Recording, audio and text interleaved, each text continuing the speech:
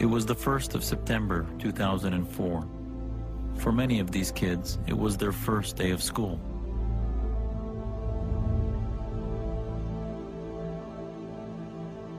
What started out as a day of great joy and excitement ended as one of the worst hostage tragedies in human history.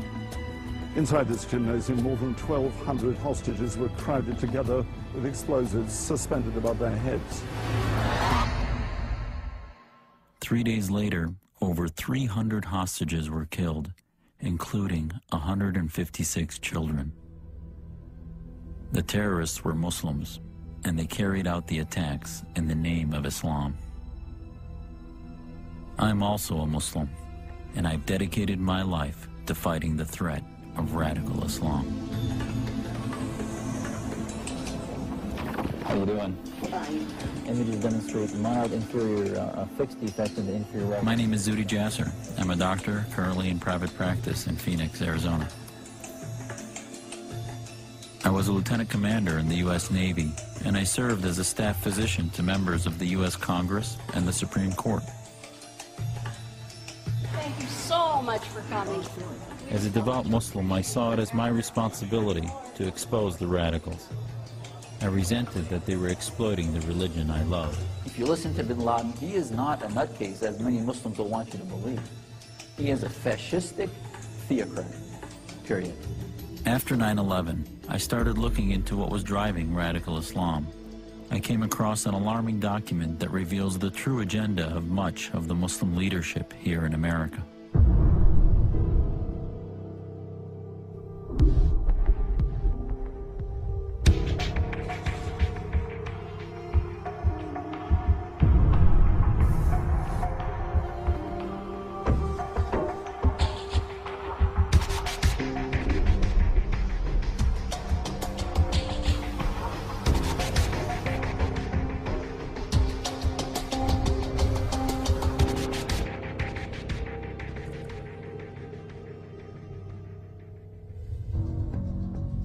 It didn't take long after 9/11 until it was revealed that Muslims were behind the attacks. فهؤلاء الشباب قاموا بعمل عظيم جدا، بعمل جليل، وأعطوا أمريكا درسا لن تنساه بإذن الله سبحانه وتعالى. I had expected to see Muslims in America taking to the streets and protesting against bin Laden. Instead, in the years that followed, we saw many Muslim leaders standing up to defend or support the radicals. Stop calling them suicide bombers. They are not suicide bombers, they are heroes. And it's about time that we have an intifada in this country that change fundamentally the political dynamics in here. So I formed my own organization, and I protested. Where are the Muslims? Where are they in speaking out and condemning terrorism? Local Muslim leaders refused to participate in the rally. In fact, shortly afterwards, I was outcast by the Islamic leadership across the country, and there was even a cartoon published in a Muslim newspaper that portrayed me as a dog cannibalizing a religious leader. It wasn't until I saw this document written in America by American Muslims that I understood what was really going on, a strategy to infiltrate and dominate America. We all know about terrorism. This is the war you don't know about.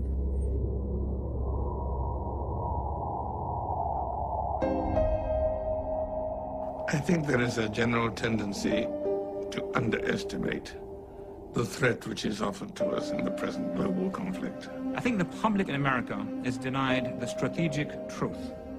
Media and elite are not helping. The vast majority of Americans no longer are falling for the trick of the bad terrorists who are out there to get us.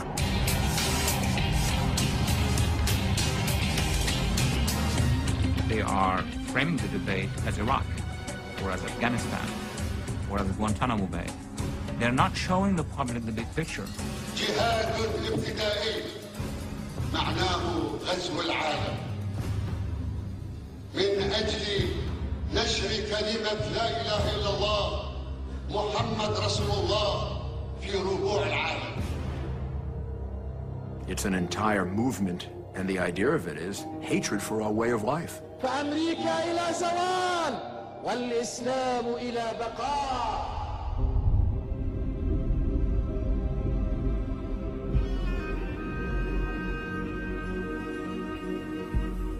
The clash between Islam and Christendom has now been going on for more than 14 centuries, since the advent of Islam.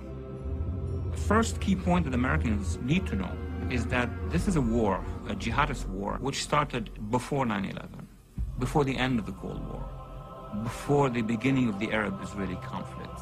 It's a very long war with deep roots. This is a war about religion, not because we wish it to be so, but because the radical Islamists have named it so. فهذا يدل بوضوح على طبيعة هذه الحرب وعلى أن هذه الحرب هي حرب دينية في الأساس. This is a global cosmic struggle between two religiously defined civilizations, which will end only when they triumph universally. There were two major jihads in history. The first one was during the beginnings of the early Islamic Empire. In the 7th century AD CE, Arab Muslim armies erupted from Arabia and conquered a lot of lands. When the Arabs came out of Arabia and moved into the Fertile Crescent, eastwards to Iraq and Iran and Central Asia and India, westwards to Syria, Palestine, Egypt, North Africa, and from there into Europe, where they ruled Spain and Portugal and a good part of Italy for quite a while. That was obviously not done by peaceful persuasion. That was the first major jihad. The second jihad, when the Turks invaded the Balkans all the way to the walls of Vienna. They conquered the great Christian city of Constantinople in 1453, and they were able to expand into southeastern Europe, conquering the whole of the southeast. And where we find ourselves today, we're in the third and final phase of their mission to bring about the domination of their version of Islam.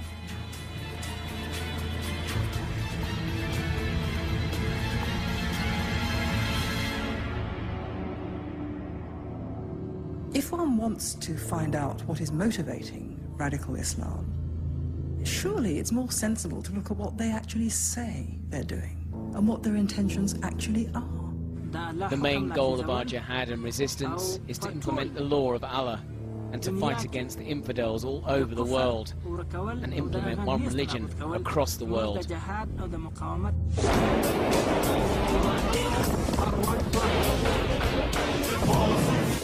is a foreign policy to expand the Islamic authority all over the world. نعم، ما نعتقده أن جميع الأرض لا بد أن تكون تحت حكم الإسلام. لا يخرج عن ذلك ذرة واحدة منه. نحتل العالم من أجل أن تنتصر كلمة لا إله إلا الله محمد رسول الله على خطة موسكو وواشنطن وباريس. In the world's most populous Muslim nation, a call for Islamic law. So when we look at the conflicts in India, Chechnya, Gaza, Indonesia, Iraq, Somalia, and countless other countries, this is what's at the root, the quest for Islam to become the dominant religion and Sharia the law of the land. It seems so preposterous and so unbelievable, but yet thousands and millions of people follow this and take it seriously.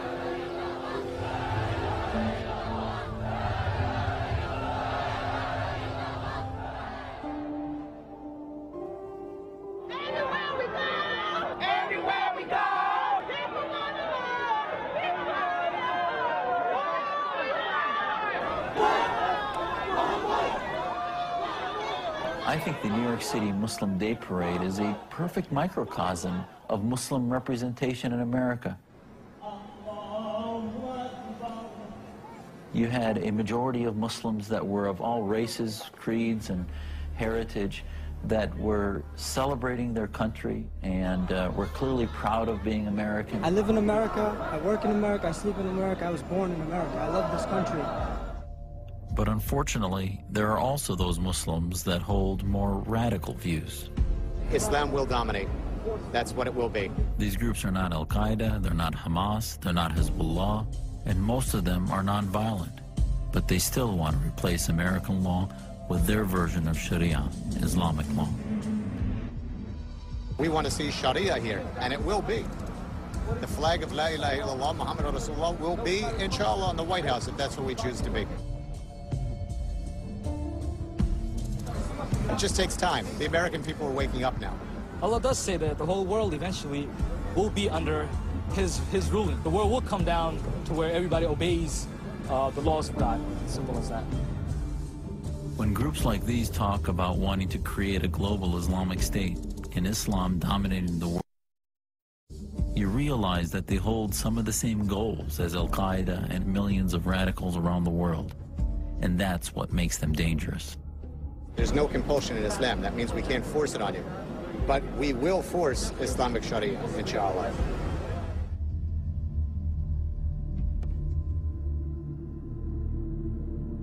Isn't it time for the unbelievers to discard these incoherent, illogical beliefs, theories, and conjecture? Isn't it time for every Christian, Jew, pagan, and atheist to cast off the cloak of spiritual darkness which enshrouds them and emerge into the light of Islam? Have you ever stopped to think about what would happen if the Islamists won and their version of Sharia law was put into place?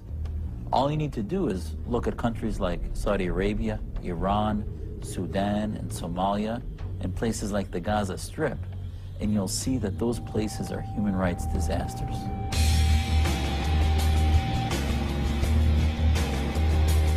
Across the world, we see that Christians are having a terrible time of it. Christians in Iraq are deliberately targeted. The past 6 months alone, 7 priests have been kidnapped and 2 of them murdered. All kinds of countries, we see Christians being persecuted, being oppressed, their churches being burned down, Christians being murdered, sometimes in very large number.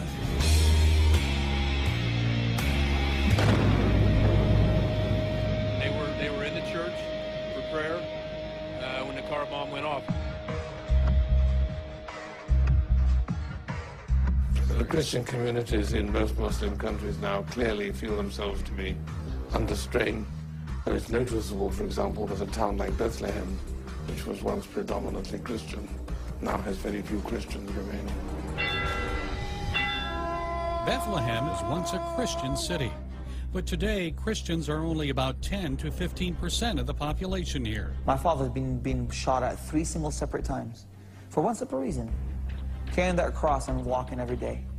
Where there are Christian minorities and where there are Jewish minorities in any one of the countries where there is an Islamic majority, they are persecuted, they are overtaxed, they have to hide their religion. Some Islamic mulko mein, misal ke taur pe Saudi Arabia, etc. mein, propagation of any other religion is prohibited. Even construction of any place of worship is also prohibited.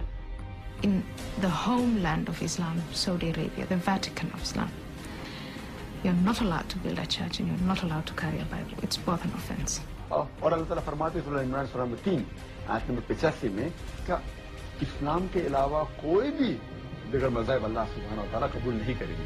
तो दीन के मामले में हम जानते हैं इस्लामी से सही दीन है, इसीलिए हम दूसरे दीन का प्रोपगेशन अलाउ नहीं करते। Look at the Taliban when they got into Afghanistan. They put out a fatwa to destroy the Buddha statues.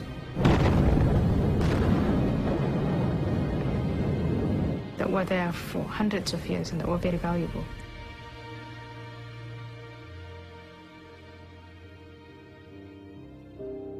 The Islamo-fascists who are attacking the world want to impose their beliefs on the world.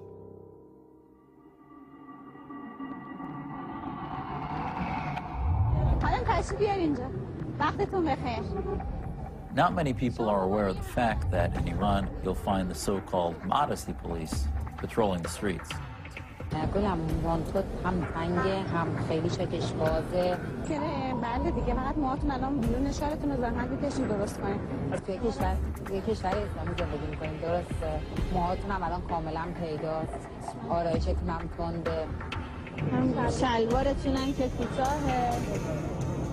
If women are caught wearing the wrong clothing, they could be fined or even arrested.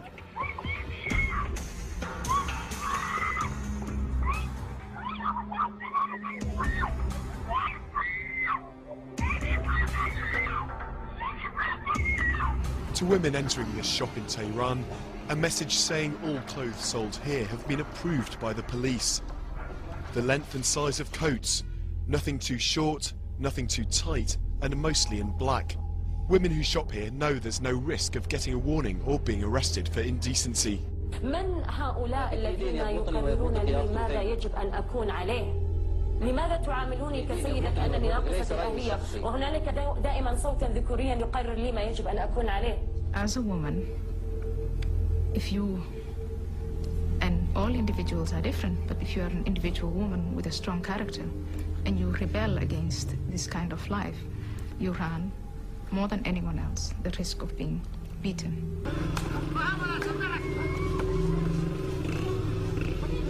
Abused, your spirit being killed by your own family, by your own loved ones.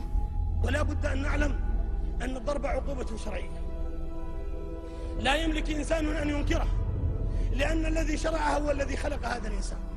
هو لا شك أن الضرب هو يعتبر وسيلة من وسائل الإصلاح. قال لي أنا ماني جاي أضربك، أنا جاي أقتلك. ومسك في رقبتي وسدحني على الأرض وبدأ يخنق فيها بنظرات يعني.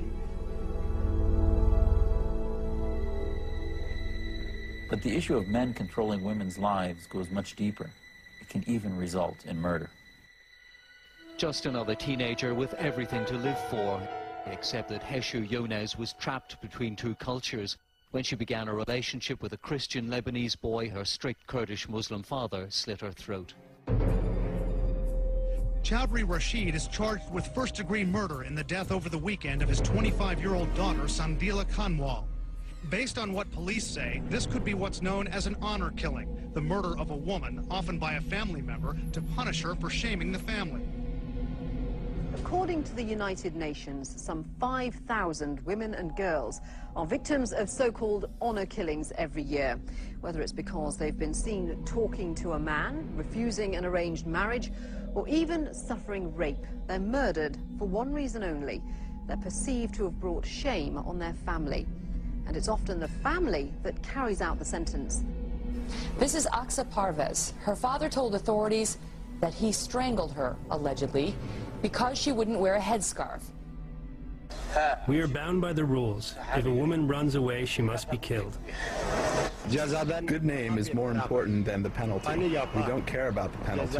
A good name is the most important thing in our world. Islam does not countenance honor killing, but has nevertheless become part of Islam as practiced in much of the Islamic world. It's not just women and children that are repressed in these countries. You would never want the government to find out you're gay. In a society where radical Islam rules, gays are seen to be people with a contagious disease, a very bad disease. هذا فساد كبير. هذا فساد كبير.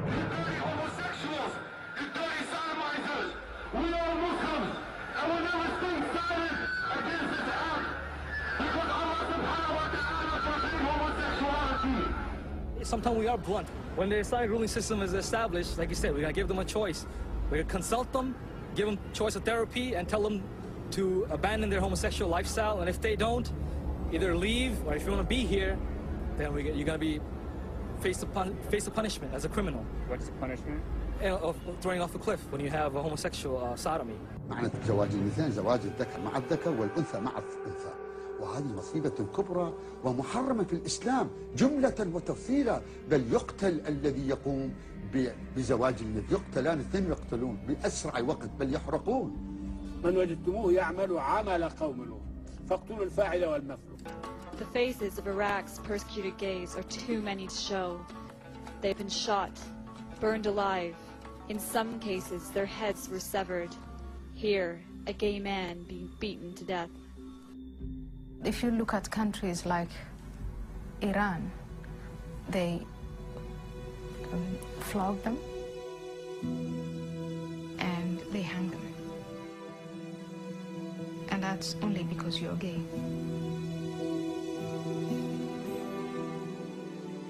In Iran, we don't have homosexuals like in your country. We don't have that in our country.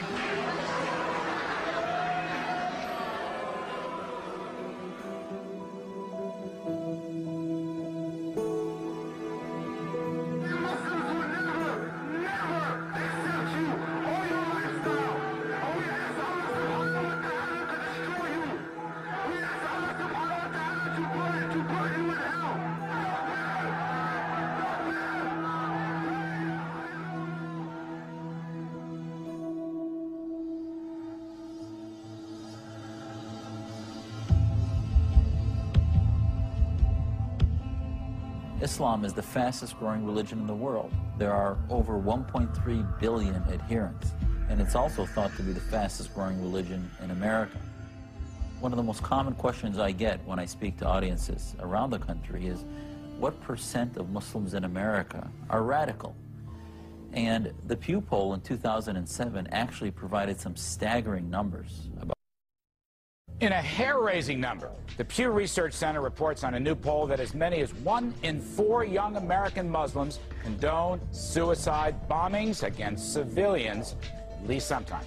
Nearly 25% of Muslims, 25 under 30, found suicide bombings to defend their religion as acceptable. So you're talking about just about 200,000 folks who believe in suicide bombing. What do you make of this, Steve? Well, I think the numbers are absolutely frightening. Unfortunately, the mainstream, in quotes, American Muslim leadership has been in denial. What's happening? Where's the disconnect?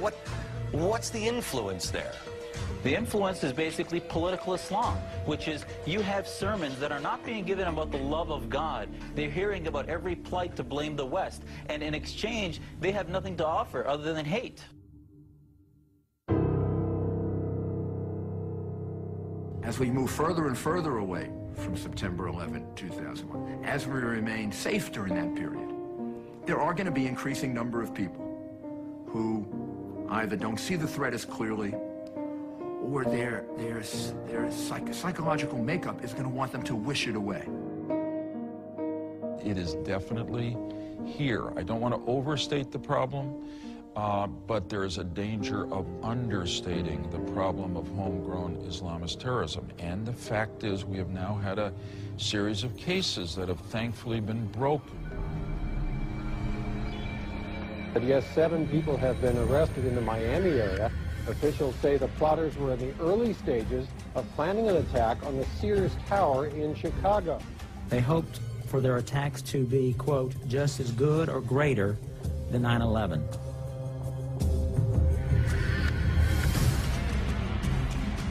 Police arrested 6 men and charged them with planning to attack the Fort Dix Army base. This is a new kind of terrorism. It is not only coming from outside the United States in, but it is also growing inside our own country.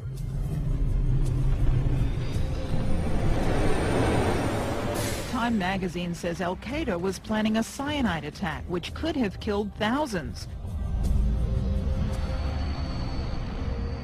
From what I last heard, the U.S. government has stopped over 31 attacks against the U.S. since 9/11. These homegrown terrorists may prove to be as dangerous as groups like Al-Qaeda, if not more so.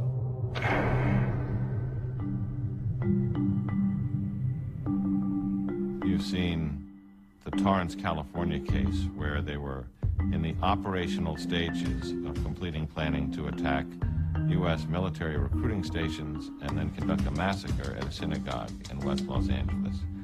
They were 60 days from their target date, and really all they had left to do was to start killing. Make no mistake about it. We dodged a bullet here. Perhaps many bullets. Within a few months of that, you saw the plot to attack the PATH trains that run under the streets of New York City. A terrorist plot in the early stages has been broken up. It was allegedly a plot to blow up one of the commuter railway tunnels running from New Jersey to New York under the Hudson River. The thinking within that conspiracy that they would actually be able to collapse the tunnels, flood part of lower Manhattan. Within the same time period, of course, you have in Great Britain the 7/7 bombing, the 7/21 bombing, and the British planes plot, which was to blow up a dozen airliners over Atlantic routes with American passengers headed for the United States. The intelligence suggested that this was to be achieved by means of concealed explosive devices smuggled onto the aircraft in hand baggage. This was intended to be mass murder on an unimaginable scale. If all of these attacks were prevented, and you walk away saying that somehow the threat has passed, we're no longer in danger, I'd like to look at the analytical tool you're using. The threat is certainly there.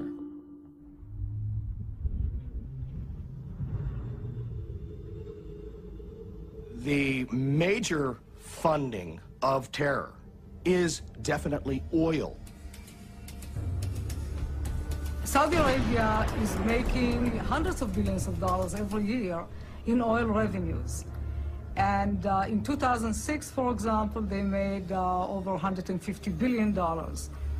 Now, where is the money being used? They use this money for a variety of purposes, one of which is for the dissemination of their peculiar version of Islam. Well, the Saudis probably in the past years have come to spend hundreds of millions of dollars to set up madrasas in Pakistan. It is also used to fund and arm the terrorist movements. It's not a coincidence that 15 of the 19 hijackers were of Saudi origin.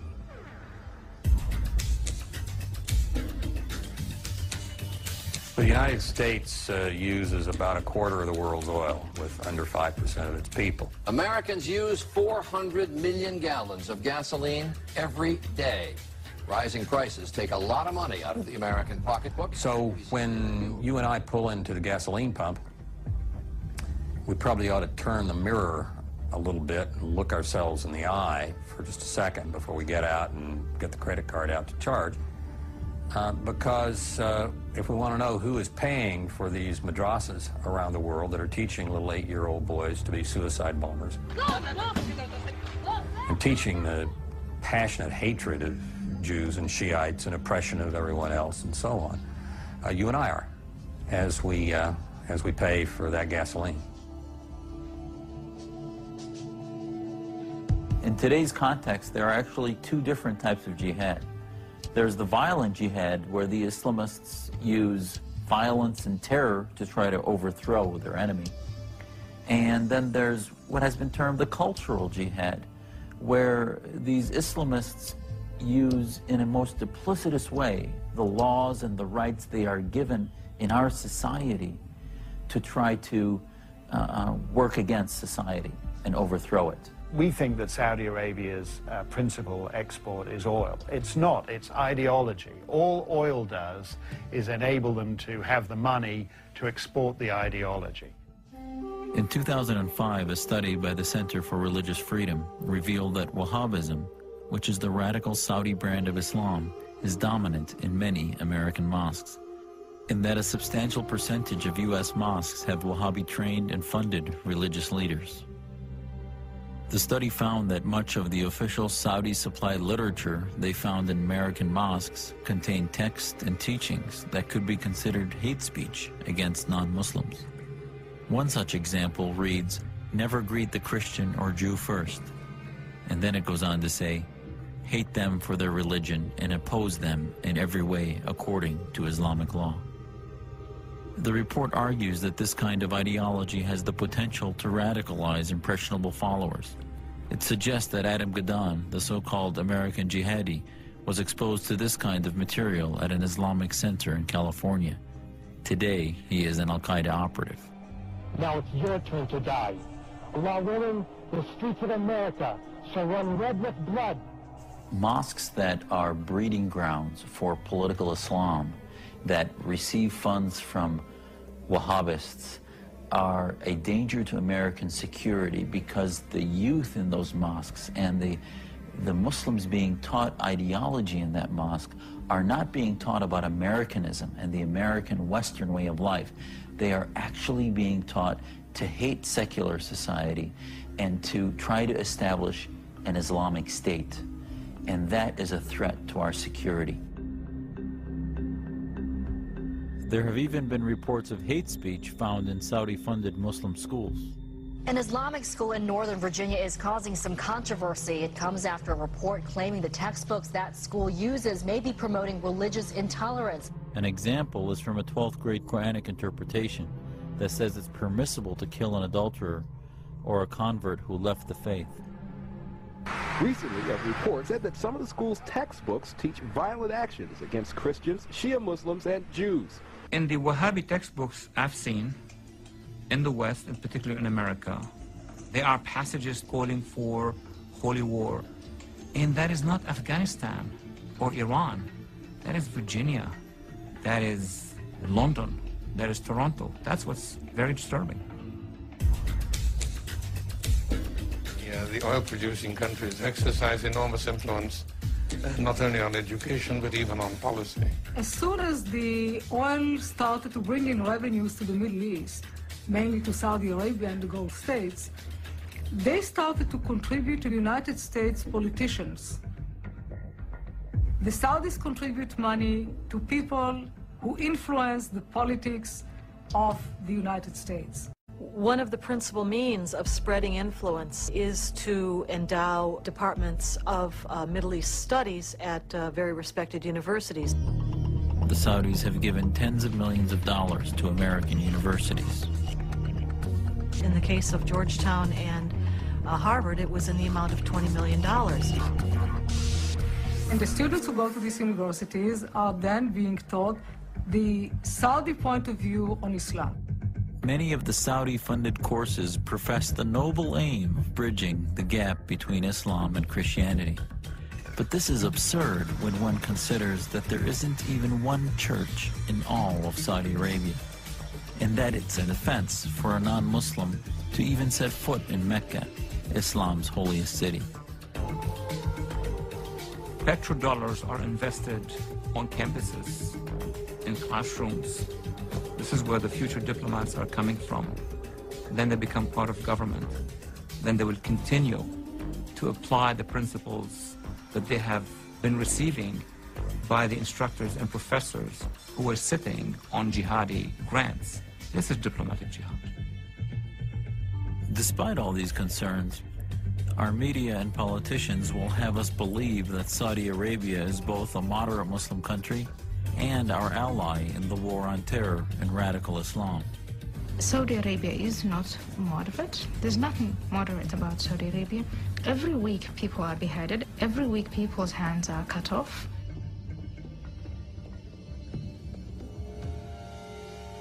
هل أنت أيضا تنفذ قطع اليد ولا تكتفي بس بقطع الرؤوس؟ هل هناك تخصصات؟ نعم ننفذ قطع اليد بالنسبة للحرامي وننفذ قطع الرجل خلف وخلاف كما ذكر في القرآن. So if you consider that to be moderate, then well, good luck. And Americans are being told that many of the mainstream Muslim groups are also moderate, when in fact, if you look a little closer, you'll see a very different reality. One of their primary tactics is deception.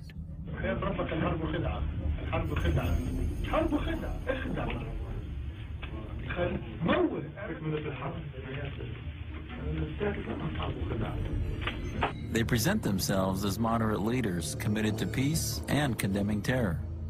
As Muslims, we want to state clearly that those who commit acts of terror in the name of Islam are betraying the teachings of the Qur'an and the Prophet Muhammad. But when asked about specific terrorist groups, CARE officials are either evasive or outright supportive. Does CARE have a position on Palestinian Islamic Jihad? We haven't published one. No, don't you think that... Oh, you gotta... You don't think... They just want... It's about the terrorist organization. This is not a terrorist. And in 2000, Abdurrahman al-Amoudi openly supported terrorist groups. Anybody is a supporter of Hamas here?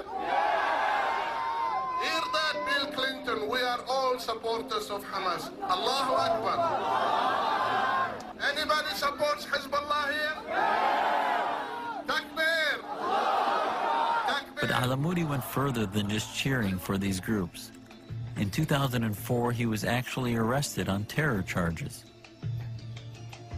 Perhaps what made the al-Amoudi case so troubling was that he was considered by many in the media and government to be a moderate Muslim leader. And Alamoudi isn't the only leader who's had a problem with the law. Many so-called moderate Muslim leaders have been convicted on terror-related charges. To be fair, on their website, CARE has condemned Al-Qaeda by name. But why won't they condemn Hamas or Hezbollah? And you sit here now and in just one sentence tell me CARE condemns Hamas and CARE condemns Hezbollah. I'm telling you in a very clear fashion, CARE condemns terrorist acts, whoever commits them, wherever they commit them, whenever they commit them. That's not the same thing as saying you condemn Hamas and you condemn Hezbollah. Well, I recognize that you don't like my answer to the question. The FBI uncovered a secret document that seems to answer this and many other questions. This is believed to be the manifesto of the Muslim Brotherhood in North America. Hamas grew out of the Muslim Brotherhood. Palestinian Islamic Jihad grew out of the Muslim Brotherhood. From the Egyptian Islamic Jihad movement grew the current movement of Al-Qaeda, for instance. This 15-page manifesto outlines the goals and strategies of the Muslim Brotherhood's activities in North America.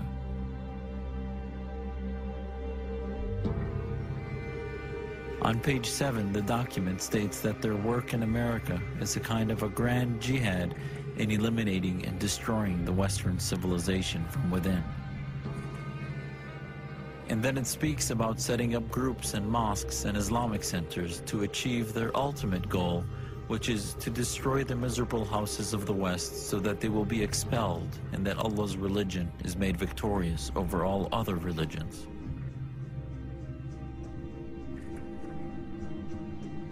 And at the end of the document, it lists the organizations that can help in carrying out these goals.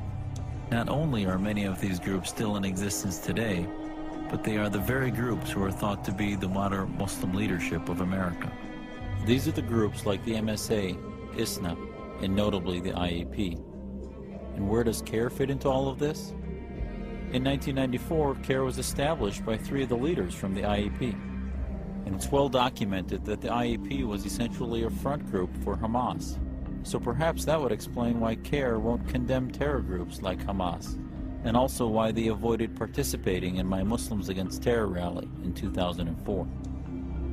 In keeping with the goals of the document, many so-called moderate Muslim leaders have been caught on tape calling on America to become a Muslim country. We have a chance in America to be a moral leadership of America. The problem is when it will happen, and Alhamdulillah, I have no doubt in my mind. It depends on me and you. Either we do it now, or we do it after 100 years. But this country will become a Muslim country. Before Allah closed our eyes for the last time, you will see a example of being the second largest religion in America, and where we are now. Being the first religion in America. Islam is coming to America not through violence. It's coming to America the same way Christianity came to Rome. You've got Imam Abdul Musa, who is known as an influential speaker in the Muslim community around the world. Allah says that Islam will rise to its proper position in the world, whether these mushriks, whether these munafiqs, whether these criminals, whether these zalimeen, all of them, whether they get together, still Islam will reign supreme, whether they like it or not. He's quite open about his goals. In fact, on our website, we talk about the Islamic State of North America by 2050. Musa is also an outspoken supporter of Hamas. Hamas and Hezbollah are good people. They're good people. They don't deserve any condemnation. They deserve congratulations. They're good people. And also an admirer of Iranian President Ahmadinejad. Ahmadinejad? He's a good man. I got some pictures of him. This President Ahmadinejad, President Ahmadinejad again, President Ahmadinejad. Ahmadinejad is a very good man. You guys and loved by most of the people around the world. Are you starting to see a pattern here? America needs to understand that the jihadist machine is already within the society. The leaders of radical Islam, or many of them, realize that they cannot win the United States at the military level. So they plot another thing or another plot to infiltrate America from within.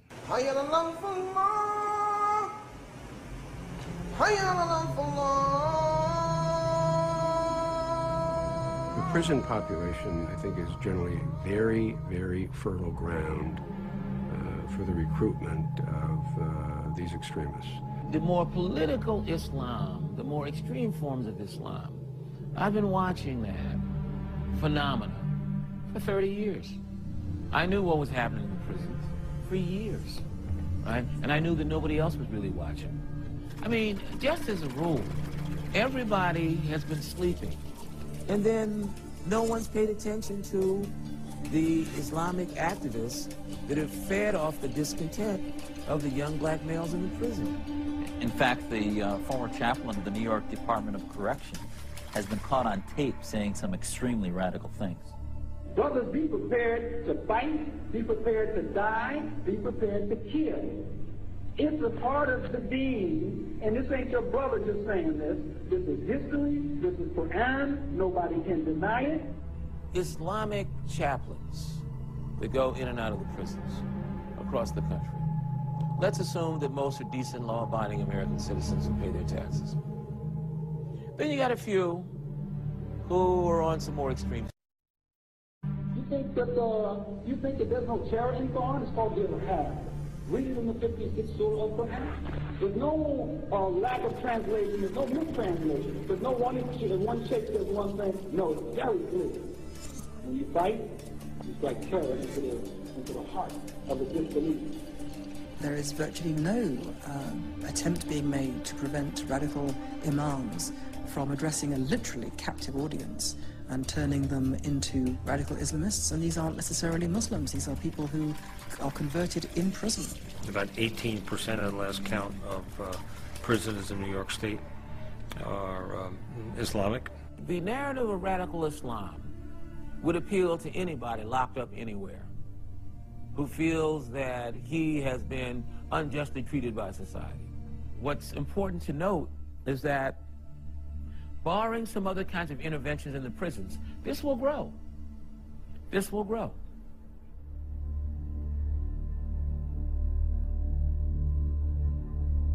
We're seeing thousands of inmates convert to Islam while they're in prison every year.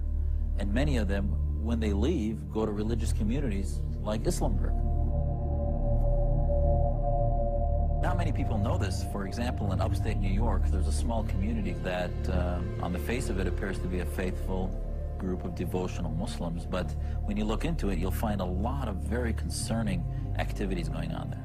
I was up there, and on the far east perimeter, you can see buses, like school buses and vehicles that are riddled with bullet marks. Islamburg is one of 30 compounds in America of an organization called Jamaat al-Fukra. This organization actually has over 3,000 members and is made up mostly of individuals that converted to Islam while they were in American prisons. What is Islamburg? Is there two faces? Is it a goodwill face to show the community and then a second backdoor face? And that's really what my concerns are. You hear gunfire when you go past there. You know, at night you do hear people screaming and yelling, and there has been people that have left the compound that have told us information about some of the stuff that they've done. What's most concerning to me is that these compounds are actually run by an individual by the name of Sheikh Jilani, and Jamaat al-Fukra is actually an organization out of Pakistan which has been connected to a number of terrorist activities. Jilani is tied to dozens of crimes across this country, firebombings and assassinations. In keeping with the deceptive nature of these groups, Sheikh Jilani produced a video which is intended to paint himself and his groups in a positive light. The American Muslims are better off in America than anywhere else, and they will never do anything wrong against their country. That's my directive to you and to them. But authorities have uncovered another video by Jilani. And this one was never intended to be seen by the public. See the film and see how, struggle against oppression has to be carried on. This video shows terror training, ambush tactics, and how to make bombs. Don't make any complex film so that it may not fall in the hands of the enemies of Islam, and it can quite serious. And one has to wonder, is this what Jelani's followers are learning here in the compounds in America? We are not given any authorization of anything that you have filmed today. We're not given any authorization for that to be publicized whatsoever. Well, legally, we are not. That is the law. You have to ask permission. Well, I'm not on your property. I'm on the public road here. I know the FBI and Homeland Security are monitoring groups like Al-Fuqra very closely, but it's amazing to me that this story just hasn't gotten out and the media hasn't even begun to uncover what's being taught in these compounds and where Muslims like this get their ideas. And the only way we're going to win this war is to begin to uncover groups like Al-Fuqra.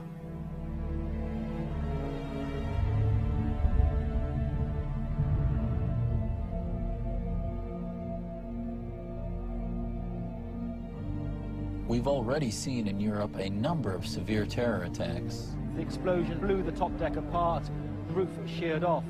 And many other attacks have been thwarted by their authorities. You're looking at an attempted suicide bomb attack, not in Iraq, but Glasgow Airport. What we're seeing in Europe are both the cultural and violent jihad strategies at play, which is why many believe Europe is on the verge of a breakdown.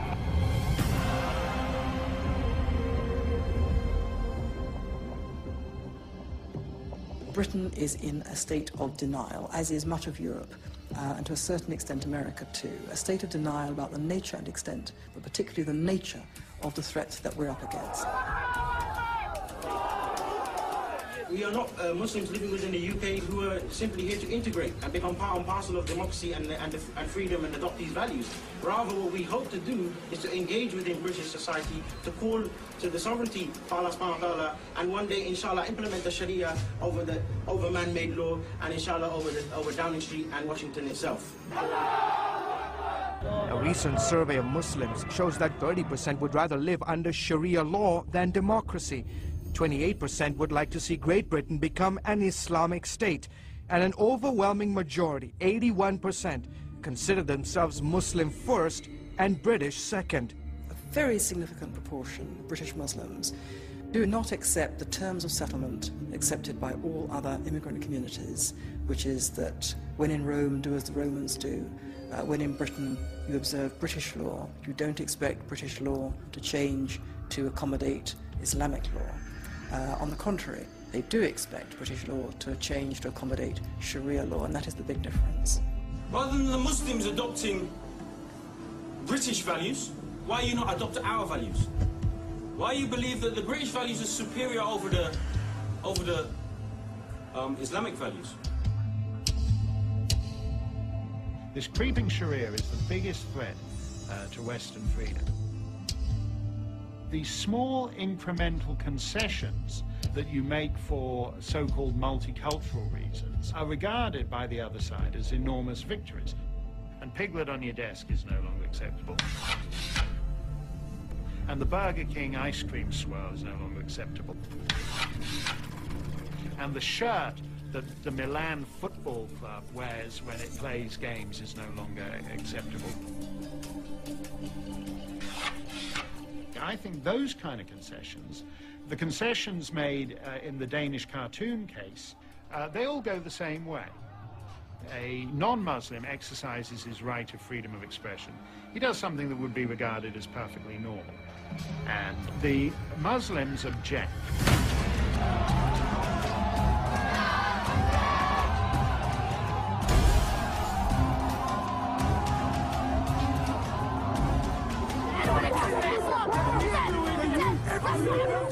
Those objections are often accompanied by death threats, vandalism, and oftentimes even actual deaths too.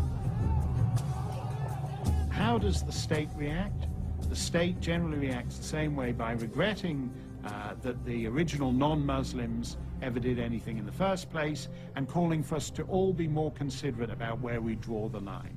Across the Arab world, there's been outrage at the publication of cartoons of the Prophet Muhammad. The Prime Minister of Denmark has appeared on Arab television in a desperate attempt to calm the situation. It's all very moderate, moderate, moderate.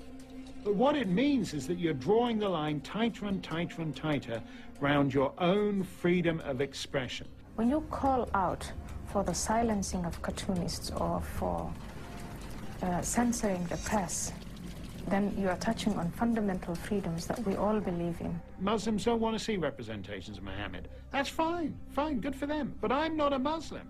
And if I want to draw Muhammad, I don't see why I shouldn't be allowed to. Insulting the Prophet is obviously an offense.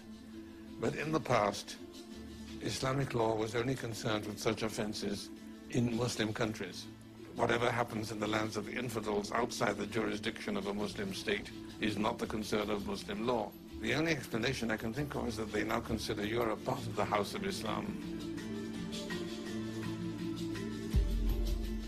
All these incremental things are actually the real battleground and where we'll lose this thing.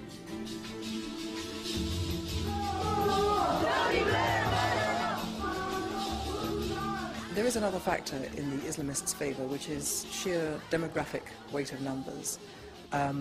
There are now many millions of Muslims in Britain and Europe. Do you know which name is more popular right now in Great Britain?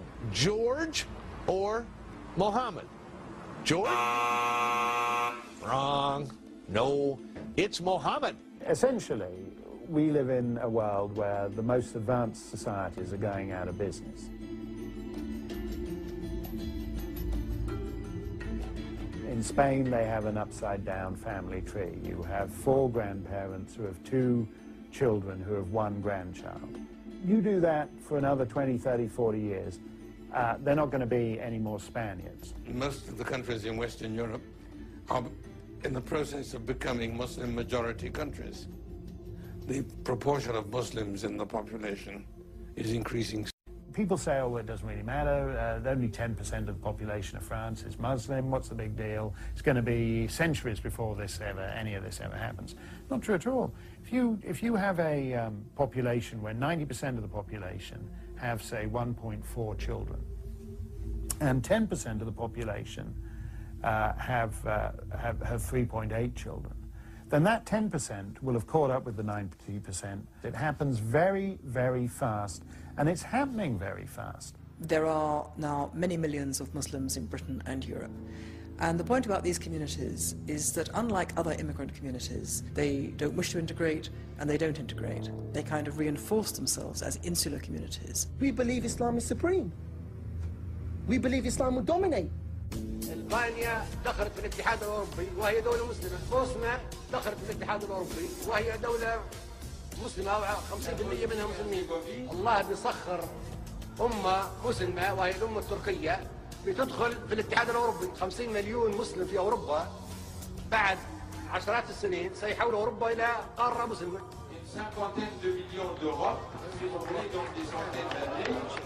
They do see the fertility rate as a key element of conquest, as they put it. فتح روما في إيطاليا يعني وأوروبا معنى هذا إنه الإسلام سيعود إلى أوروبا مرة أخرى. هل من ضرورة الفتح أن يكون بالحرب؟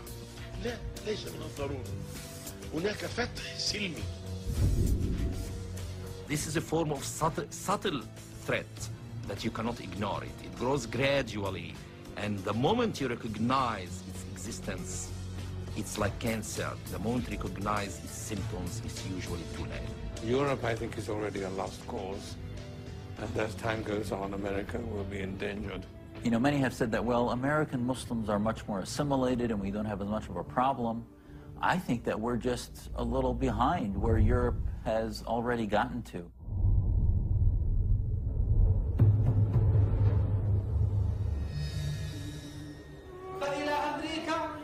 صنعوا ترابيزكم واحفروا قبوركم فالموت قادم لكم بإذن الله.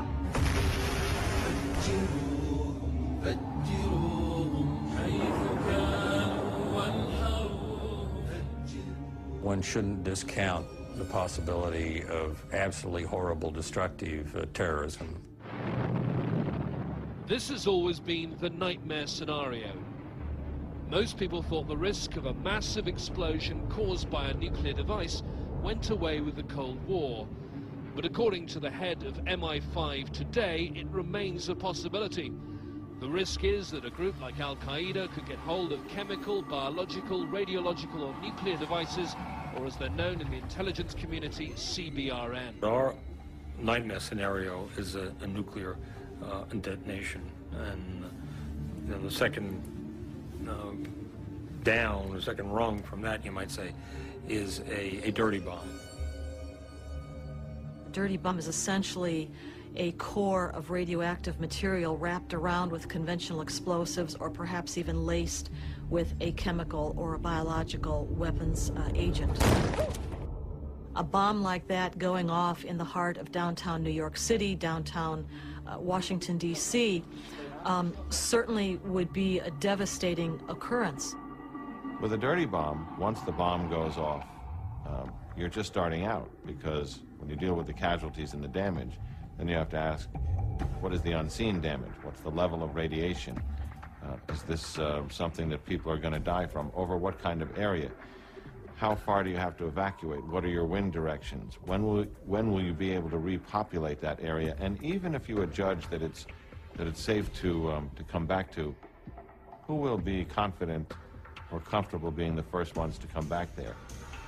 Getting access in this global marketplace to weapons of mass destruction becomes easier every day, and understand that this is a group of individuals, if they had access to them, wouldn't hesitate for a nanosecond not to use them. Just days ago, these men were arrested with 30 kilos of radioactive material. Thai authorities believe they were preparing a dirty bomb with cesium. Perhaps the only thing more devastating than a dirty bomb is a nuclear device. And today, a nuclear device can fit into a suitcase. A terrorist needs no more than 60 kilograms of highly enriched uranium to make a simple nuclear suitcase bomb. Put simply, two balls of uranium are sealed at each end of a tube, they're smashed together. The explosion is as powerful as the bomb that destroyed Hiroshima. We know, after the fall of the Soviet Union, that there are just a lot of nuclear material, or indeed nuclear weapons, that are not fully accounted for. It's been documented that Al-Qaeda on more than one occasion has sought to buy nuclear material. In the second interview that Osama bin Laden did with ABC News on Christmas Eve of 1998, the question was asked, do you have these weapons and would you use them? And his answer was, we consider it, that would be Al-Qaeda, a religious duty to acquire these weapons and to use them as we see fit. If I seek to acquire such weapons, this is a religious duty. How we use them is up to us.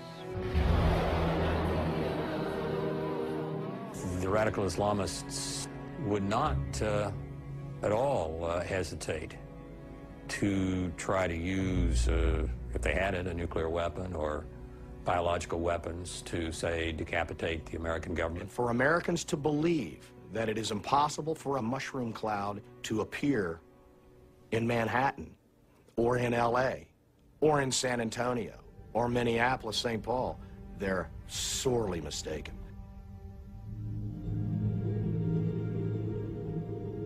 Iran provides a new and I think extremely alarming phenomenon. ما بالاخره یک نظام ضد آمریکایی هستیم. آمریکا با ما دشمن، ما با آمریکا دشمنیم. What makes this particularly important and dangerous is the possession of nuclear weapons. Now, we don't know whether Iran has or hasn't nuclear weapons, but they're certainly making every effort to acquire them. And my guess is that they either have some already or will have them within a very short time. فضل الهی، مسیر بهره‌مندی کامل از همه ظرفیت هسته‌ای رو به پایان است و ما نزدیکی‌های قله هستیم. مقاومت‌های دشمنان در حال تضعیف شدن و ضعیف‌تر شدن است. We need to understand what's been happening in Iran over the past 30 years. Ever since 1979, when Ayatollah Khomeini came to power in Iran and established his theocracy, he didn't just establish a tyranny in Iran, he declared war against the West. He declared his intention to Islamize the West, to subjugate the West to Islam. Very few people at the time took that seriously. The followers of Ayatollah Khomeini shocked the world by taking over an American embassy and holding our State Department employees hostage for 444 days. And what that was a statement against the West, a statement against America, and making it clear to their population and to all the Islamists of the world that theocratic Islamism stood against American liberty and Western freedom. We know that the Iranian government is working very hard to develop a nuclear weapons program, as well as other kinds of weapons of mass destruction programs. Iran's nuclear program is thought to be spread over at least 50 sites. They could, at least in theory, enrich uranium to 90%, weapons grade, requiring some 2,000 centrifuges spinning to supersonic speeds. قدرت آمریکا رو به اضمحلال است. قدرت پوشالی و سلطه شیطانی آمریکا بر جهان رو به نابودی. I would regard this as a real danger at the present time, the acquisition of nuclear weapons and their control by Ahmadinejad.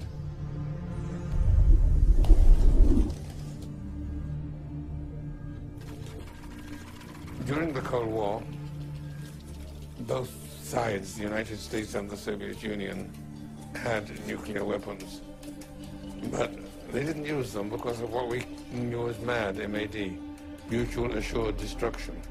Each side knew that if they used a nuclear weapon, the other would respond in kind and everybody would be destroyed.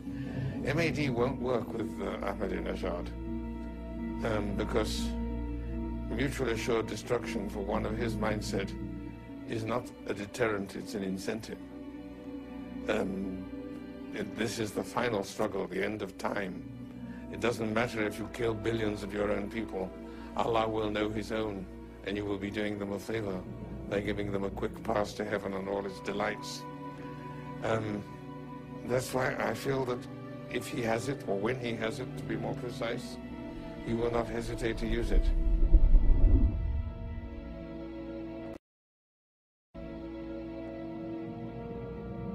The peak, the pinnacle, the crest, the highest point, the pivot, the summit of Islam is jihad.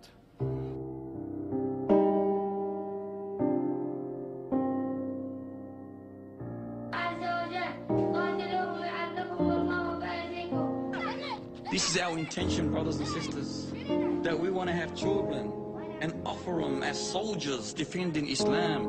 Put in their soft, tender heart the zeal of jihad and the love of shahada, the love of martyrdom. نن الحمدلله مسلمانان د صغت اسباب پیدا کړل چې پیدایي عملیات ځوانانو ځانونه تیار کړل. We have to realize that we're facing a massive clash of values. This 6-year-old sent by the Taliban to suicide bomb a police station. Yes, we want to give children a military education. We want to train them against cruel invaders and infidels. So if we need them, they will join this struggle. We want to use children to behead infidels and spies, so they will become brave. 1 week, a home video showed up on the internet with children acting out a beheading scene. Later, a video clip from Pakistan showed a 12-year-old doing it for real, beheading a traitor to the Taliban.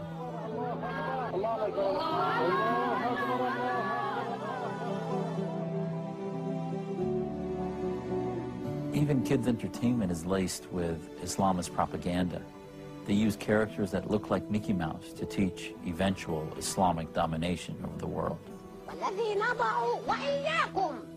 حجر الأساس لقيادة العالم بقيادة إسلامية. You also get a puppet show where a small boy tells President George Bush that the White House will become a mosque.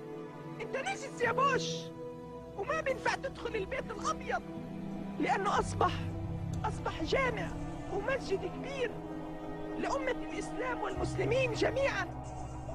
And more we're seeing mothers whose highest aspiration is to send their children on jihad missions to die as martyrs. Ferahat has sent 3 of her sons on suicide missions. That's why her supporters call her Nadal, the mother of the struggle. نضال تلك السيدة التي قدمت أبنائها طوعا لمقاومة المحتل. أعددت هؤلاء الأبناء جميعا للجهاد في سبيل الله، سواء بعمليات سواء بأي شيء ممكن إنهم يجاهدوا. حضرتك عندك 10 من الأبناء؟ الحمد لله.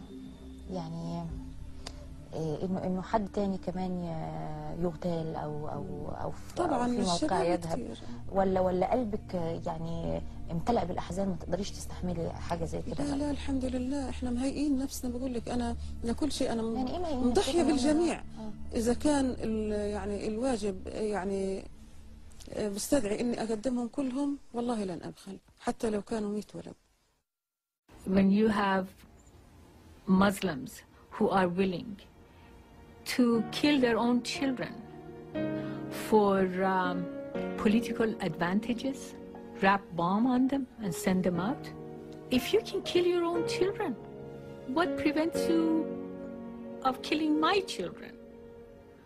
Or prevents you killing millions of children of other people? The Muslim rebels in Chechnya that attacked, captured a school full of children.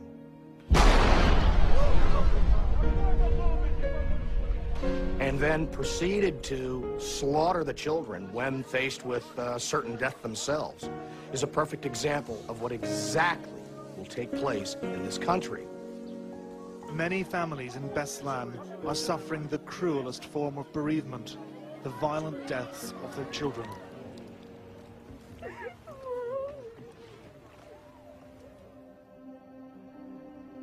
The real war is not a war against a bunch of terrorists. It's a war between the values of freedom and democracy and the values of barbarism.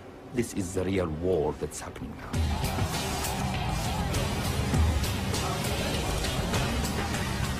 This is a determined and a radical enemy. We are in a battle for the very civilization and way of life that we believe in.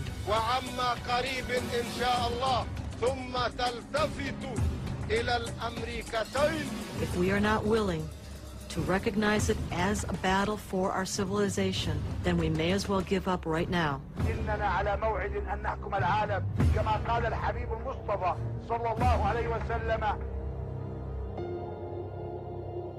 Islamism is like cancer. You either defeat it or it will defeat you.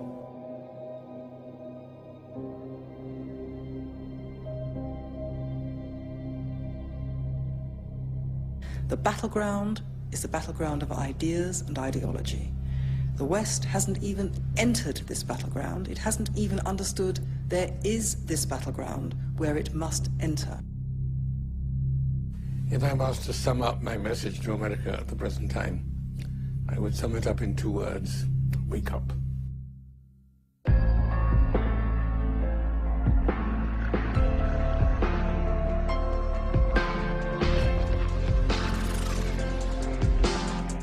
Spending time with my family, being here, this is what it's all about.